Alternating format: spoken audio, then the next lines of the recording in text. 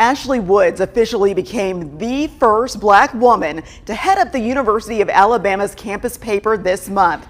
As she leads the next generation of journalists, she's setting high standards for herself and the staff.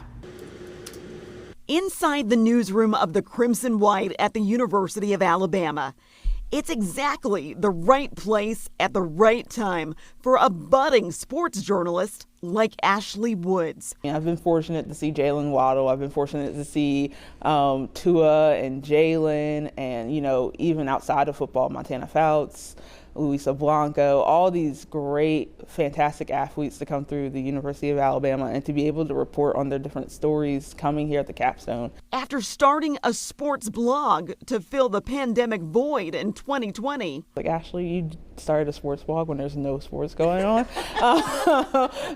That's a little crazy, but it worked out in the end for me. It got me a lot of the first gigs that I had. It actually helped me get my start here at the Crimson White as a staff reporter on the sports desk. Ashley joined the staff at a pivotal time, covering the tragic intersection of sports and news as Alabama basketball rose in the rankings and former player Darius Miles was charged with capital murder in the shooting death of a young Birmingham mother, Jamia Harris.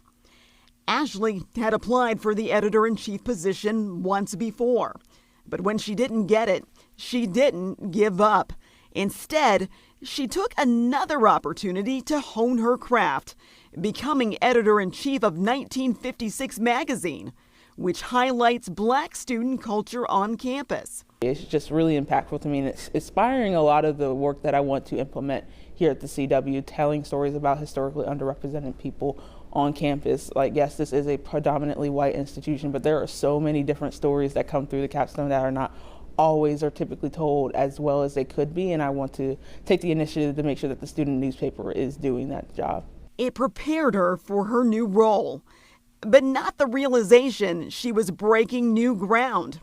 The Crimson White has had two other black student editors-in-chief in its 129-year history, but they were men.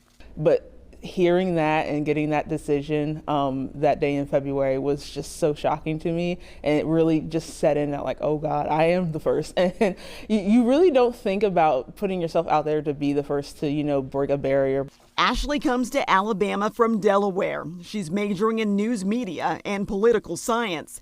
She's already won awards for her writing. And so far, her journey down south has given her amazing opportunities to grow and lead. My job as an editor is to make sure that I'm holding everyone that I have on staff, from the editors to writers to contributors. I hold them accountable to make sure that we are telling the most complete, accurate, and compelling story as possible. I really want people to know that the CW is going to continue to be a publication that is going to serve not only the student body, but the Tuscaloosa community. And I want you guys to keep reading and stay engaged with the CW, because there are really some really exciting things coming down the pipe under my tenure. Ashley dreams of taking her journalism career to the next level, and maybe spend some time in the locker room with other Bama alums like Devontae Smith, Landon Dickerson, and Jalen Hurts. The dream job would to be eventually working for the Philadelphia Eagles. That's my favorite football team. It has been since I was a kid. So I would love to work in their communications department at some point in my life. But honestly, I would be content working in sports, whether that's covering women's basketball, whether that's covering football, whatever the opportunity that God may have in store for me. I'm just eager to take it on. Right now, her name's on the masthead, but no doubt someday it will be here on the newspaper's Wall of Fame. Carla Wade, WVTM 13.